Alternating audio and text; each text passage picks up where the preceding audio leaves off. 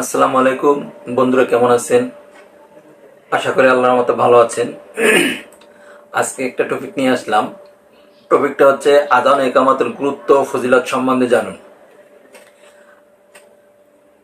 আপনি জানেন কি, আযান ও ইকামত শুধু আযানের জন্য ডাকা নয়, এর মধ্যে লুকিয়ে আছে রহস্য ও ফজিলত। আজ আমরা জানবো আযান ও ইকামতের পার্থক্য এবং কেন এগুলো এত গুরুত্বপূর্ণ। আযান কি? আযান হলো একজন লোক উচ্চ স্বরে নামাজের সময় হলে মুসলমানদের নামাজের জন্য ডাকার ঘোষণা। যখন আযান দেওয়া হয় তখন আল্লাহ তাআলা মহত্ব ঘোষণা করা হয়। আল্লাহু আকবার, আল্লাহু আকবার। এটা শুধু ডাকা নয়, এটি একটি ঈমানের গুরুত্ব ও নির্দেশনা। ইকামত কি? ইকামত হলো নামাজ শুরু করার আগে দেওয়া সংক্ষিপ্ত একটি ঘোষণা। এটি আযানের মতো কিন্তু একটু ছোট, তাড়াতাড়ি দিতে হয়। ইকামত দেওয়ার মাধ্যমে বোঝানো হয় নামাজ এখনই শুরু হবে। আযান ও ইকামতের পার্থক্য। আযান ও ইকামতের পার্থক্য হচ্ছে, আযান দেওয়া হয় উচ্চ স্বরে, সুন্দর করে। ওয়াক্ত শুরু হলে আযান দেওয়া হয়। আর ইকামত ইকামত শুরু হয় আযানের নামাজের একটু আগ থেকে। ইকামত শুরু হয়, ইকামত দেওয়ার পরে ইমাম সাহেব নামাজ শুরু করেন। আযানটা দেওয়া হয় ধীরে ধীরে সুন্দরভাবে, ইকামতটা একটু দ্রুত দিতে হয়। হাদিসে আছে,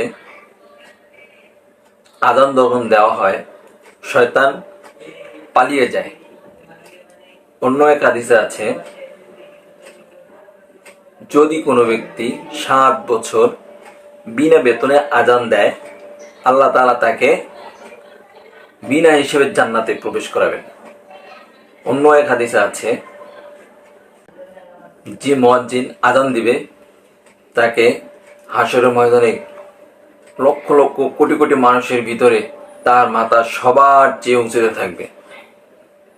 তাকে চেনা যাবে যে এই ব্যক্তি নামাজের জন্য মানুষকে আহ্বান করছে আল্লাহর পথে। আযান দিলে আমাদের করণীয় কি? আযান দিলে আমাদেরকে 4টি করণীয় আছে।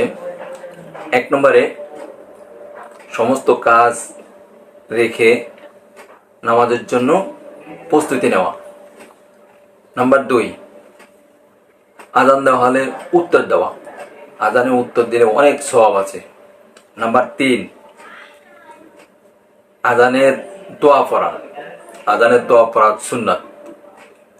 নাম্বার 4, সময় মতো নামাজ আদায় করতে হবে।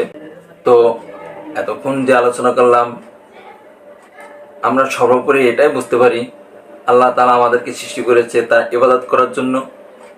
তাই আমরা যখন আযান শুনবো, আযানের উত্তর দিব, দোয়া পড়ব এবং নামাজের জন্য প্রস্তুতি নিব। আমরা নামাজ, আল্লাহ তাআলা আমাদেরকে 5 ওয়াক্ত নামাজ ফরজ করিয়েছেন, যেটি হচ্ছে ফজর, জোহর, আসর, মাগরিব এবং ইশা। আযান ও ইকামতের মাধ্যমে আমরা এটাই বুঝতে পারি যে প্রত্যেকটা জিনিসে একটা শিডিউল আছে, সূচিপত্র আছে। আযানও ঠিক সেম, নামাজের সময়সূচি। যদি আপনি ফজরের ওয়াক্তের জায়গায় আপনি আসরের নামাজ পড়েন, হবে না।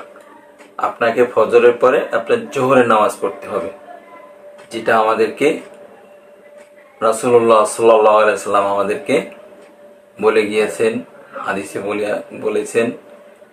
আমরা সেটা মানব, আমরা নিজে পড়ব এবং অন্য ভাইদের পড়তে সাহায্য করব।